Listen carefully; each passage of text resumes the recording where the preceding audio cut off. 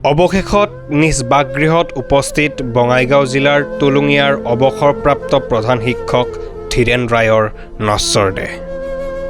প্ৰয়াগৰাজ মহাকুম্ভত স্নান কৰি নদীৰ পৰা উঠাৰ পিছতেই পকী খটখটিত হঠাতে পৰি নিহত হয় প্ৰধান শিক্ষকগৰাকী। হৃদযন্ত্ৰ ক্ৰিয়া ব্ৰন্ত হৈ কৰোণভাৱে মৃত্যুক সাৱটি লয়।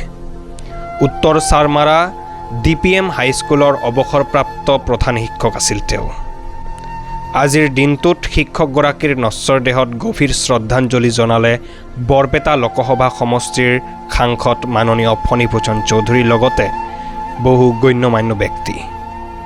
লগতে DPM হাইস্কুল, তুলুঙীয়া বজাৰ, পণ্ডিত দীনদয়াল উপাধ্যায় আদৰ্শ মহাবিদ্যালয়তো শেষ শ্ৰদ্ধাঞ্জলি জ্ঞাপন কৰে। সমগ্ৰ বঙাইগাঁও জিলাত গভীৰ শোকৰ ছাঁ।